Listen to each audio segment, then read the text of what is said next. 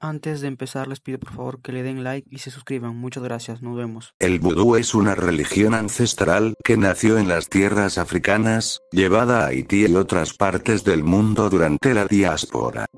No es solo magia o maldiciones, como muchos creen. El vudú es un puente entre lo visible y lo invisible, una conexión con los espíritus y los dioses, conocidos como Loa. En sus rituales, se pide guía, protección, y a veces, se busca justicia o venganza. Sin embargo, el vudú también es temido, ya que en las manos equivocadas, puede desatar fuerzas oscuras, capaces de traer sufrimiento y muerte. Hoy te llevaré a ese misterioso mundo de creencias, leyendas y mitos. Prepárate, porque te presento, Relatos de Vudú. Hice magia negra para recuperar a mi ex, pero nada salió como esperaba. Como ya saben, internet es un hervidero, y si buscas puedes encontrar lo que quieras. Yo lo único que quería era encontrar la manera de recuperar a mi novia. Me había dejado hacía 2 semanas sin explicación alguna. Había estado rara durante un tiempo. Apenas hablaba, cada vez nos veíamos menos y el sexo se había vuelto, simplemente, rutinario. Un día me dijo que me dejaba, que simplemente ya no me quería. Dieron igual mis lágrimas y mis súplicas. Salió de mi casa y no volvió a responderme las llamadas. Dicen que el tiempo lo cura todo, pero yo seguía completamente destrozado.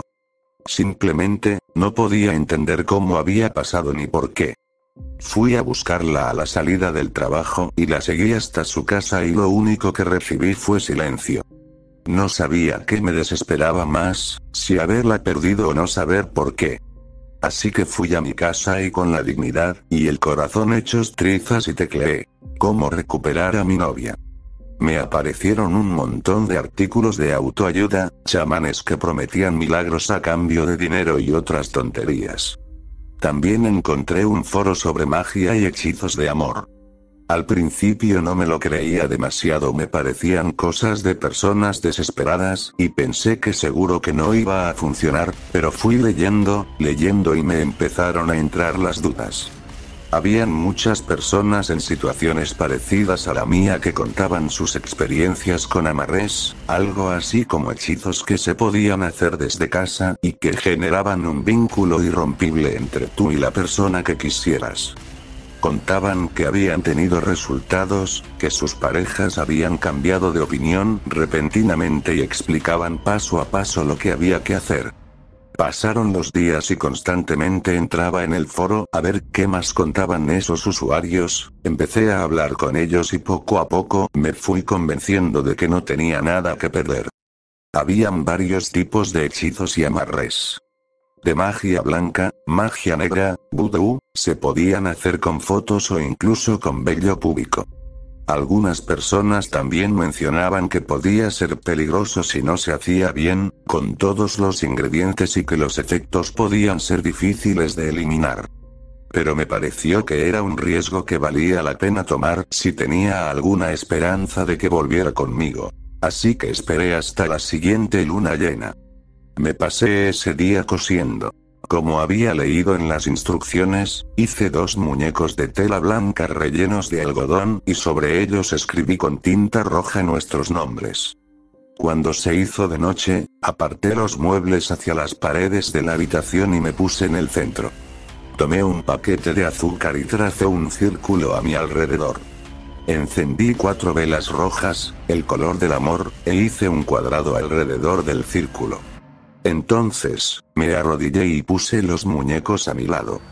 Cogí un cordón de terciopelo rojo y até los muñecos con él mientras recitaba mi oración. Que vuelva a mí, que no pueda vivir sin mí, que no encuentre paz hasta tenerme a su lado, que este amarre lo una a mí como este cordón a estos muñecos. Que así sea.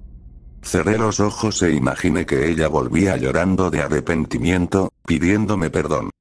Al día siguiente no noté nada. Miré mi móvil alrededor de 20 veces, pero no hubo noticias. Así estuve como 4 días hasta que, al quinto, llamaron a la puerta y, al abrir, entró como un huracán y me besó entre lágrimas. Nos abrazamos tan fuerte. Esa noche dormimos abrazados como por primera vez en meses. Las primeras semanas fueron bien. No se separaba de mi lado. Todo era como cuando nos conocimos. Pero, un mes después, las cosas empezaron a torcerse. Decía que le dolía mucho la cabeza, que se sentía cansada, que no tenía ganas de nada. Si me iba a trabajar, cuando volvía la encontraba triste, sentado en el sofá, mirando a la televisión apagada. Me decía, no sé qué hacer si no estás tú. Dejó el trabajo para poder estar en casa. Dejó de ver a sus amigas. Si su familia llamaba y yo estaba cerca, no cogía el teléfono para no dejar de atenderme ni un segundo. Llegó un momento en que ni siquiera me hablaba. Tan solo me miraba. Y, entonces, pasó. Un día salí de trabajar y me fui a tomar algo con unos amigos. Se me hizo tarde y, agotado, en el autobús de vuelta a casa, me dormí. Me pasé mi parada y llegué hasta la terminal. Cuando desperté, la llamé para avisarle de que me iba a retrasar y no cogió el teléfono. Un horrible presentimiento me invadió. Hice, histérico, el viaje de vuelta y subí a casa a toda prisa. Me la encontré en el salón, dormida, con un bote vacío de píldoras en una mano y, en la otra, una nota. No sé cómo hacer, pero no puedo vivir sin ti. Esa misma noche, mientras ella se despertaba en una habitación de hospital, saqué los muñecos de debajo de la cama y con unas tijeras rompí el cordón. Nunca he vuelto a verla, ni a saber de ella. Pero prefiero vivir sabiendo que dejó de quererme, que haberla transformado en una sombra de sí misma. Nunca olvidaré el día que llegué a San Lorenzo. Un pueblo pequeño, perdido entre montañas, con un aire misterioso que me cautivó desde el primer momento. Me habían hablado de la muñeca de Coco, una leyenda ancestral que despertaba mi curiosidad de antropóloga. María, una anciana con ojos que parecían haber visto siglos, fue quien me contó la historia. Me describió la muñeca con tal detalle que pude visualizarla con claridad. Una figura pequeña, de madera oscura, con alfileres clavados en su cuerpo.